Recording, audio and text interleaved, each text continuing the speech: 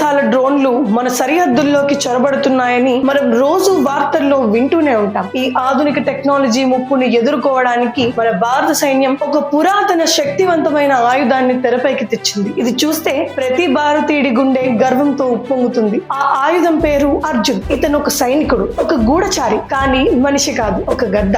భారత సైన్యం ప్రత్యేకంగా శిక్షణ ఇచ్చిన ఒక స్పై ఈగల్. ఆకాశంలో వేగంగా దూసుకొచ్చే శత్రు డ్రోన్లను గుర్తించి వాటిని వేటాడి నేల కూల్చడమే అర్జున్ పని. ఎలాగో తెలుసా? తన పదునైన చూపుతో డ్రోన్ ను గుర్తించి దాని రెక్కలను గురిపెట్టి దాడి చేస్తుంది. రెక్కలు విరిగిన డ్రోన్ రెక్కలు తెగిన పక్షిలా నేల రాలిపోతుంది. ఎలాంటి శబ్దం లేకుండా, రాడార్లకు కూడా దొరకకుండా నిశ్శబ్దంగా జరిగే ఈ దాడి మన సైన్యానికి ఒక అద్భుతమైన అస్త్రం. ఈ పద్ధతిలో ఆధునిక టెక్నాలజీతో పాటు ప్రకృతిని కూడా మనం వాడుకుంటున్నాం. అర్జున్ తలపై ఒక చిన్న కెమెరాను అమర్చారు. దీని ద్వారా అర్జున్ చూసే ప్రతి దృశ్యం మన సైనికులకు లైవ్ లో కనిపిస్తుంది. అంటే ఇది గూఢచారిగా కూడా పనిచేస్తుంది. ఇటీవల జరిగిన గణతంత్ర దినోత్సవ పెరేడ్ లో మన సైన్యం అర్జున్ ను ప్రపంచానికి పరిచయం చేసినప్పుడు అందరూ ఆశ్చర్యపోయారు. ఇది ఖర్చు తక్కువ, పర్యావరణానికి మేలు చేసే ఒక అద్భుతమైన రక్షణ వ్యవస్థ. ప్రాచీన సాంప్రదాయానికి ఆధునిక సాంకేతికతను జోడించి మన భారత సైన్యం సృష్టించి ఈ అద్భుతం చూస్తుంటే మీకేమనిపిస్తోంది? గూస్ బంప్స్ వస్తున్నాయి కదా?